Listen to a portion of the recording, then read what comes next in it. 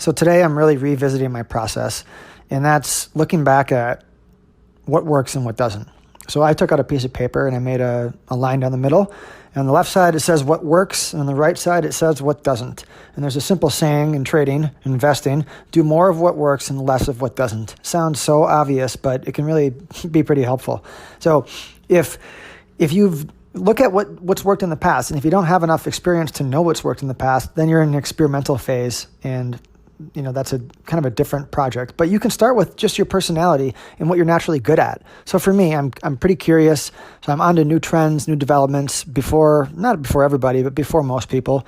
And then when the group of intellectuals comes in and they study the hell out of it and it's in the front page of the news, it's probably time for me to leave. And that's when it gets more crowded. So I kind of need to get out of that situation at that point.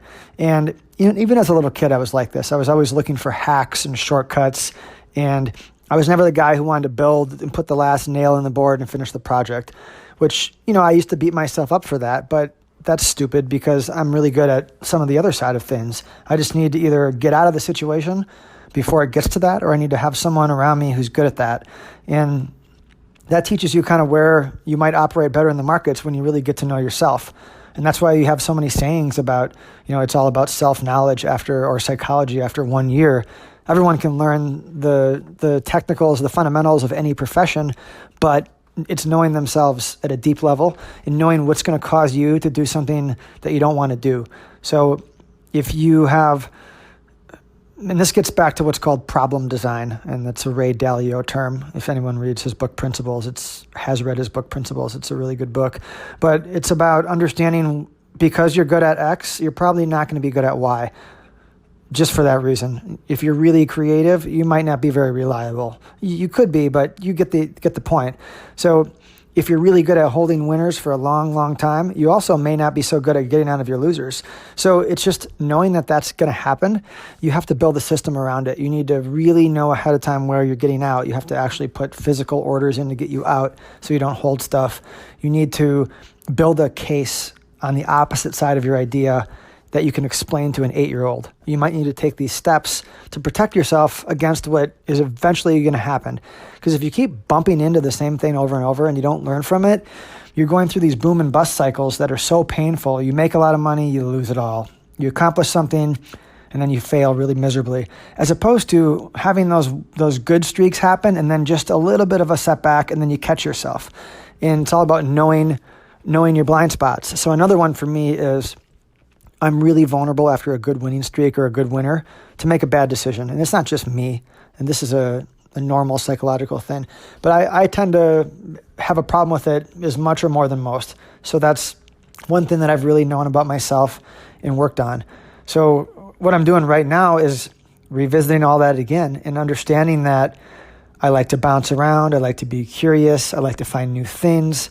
And when stuff gets more known, probably not for me. So build a system around that. Understand things that are more undiscovered and that are working, that are quiet, and things that have been more talked about, and the risk is a lot higher.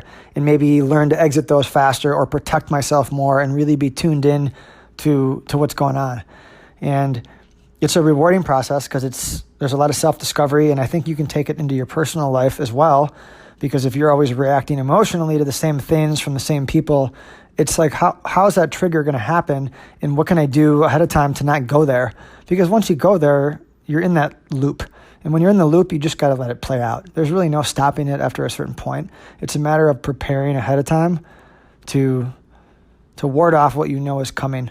And this also plays into something I've talked about before.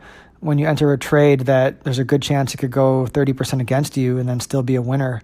If you enter it too big, and that happens, and you're one of those people who is going to freak out and do something emotional because that happens, then you either have to not enter or enter much smaller and then add to the position down there with a stop order wherever you need it to be.